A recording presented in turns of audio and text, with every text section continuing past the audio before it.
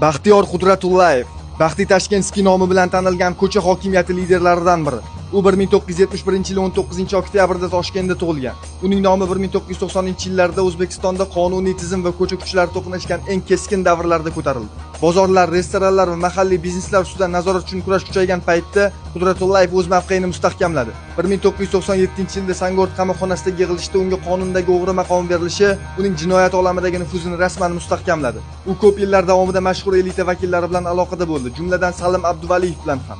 Ayrim hududlarda u nafaqat qo'rquv, balki tartib ramzi sifatida ham tilga olindi. Bozorlarni tinchlantirish, nizolarni to'xtatish va muhtojlarga yordam ko'rsatish haqidagi suhbatlar bilan ko'pchilik ijobiy inson sifatida eslaydi. Shu bois xalq orasida uning qiyofasi ikki xil: jinoyat olamidagi nufuzli shaxs va ayrim ijtimoiy vazifalarda insonlarga yordami tekkan odam sifatida. Qudratullayev 2008-yilda Rossiyada qo'lga olinib, O'zbekistonga deportatsiya qilindi va 8 yilga ozodlikdan mahrum qilindi. U jazoni Jasliq va Qarshi koloniyalarda o'tab, 2014-yilda sog'lig'i yomonlashgani uchun muddatdan oldin ozod qilindi.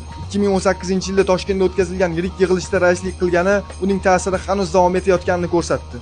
2023-yil 28-noyabrda Toshkent shahrida maxsus reydda Yakkasaroy tumani Kohinur ko'chasi 37-uy yo'lagida qo'lga olinishi esa katta burilish bo'ldi.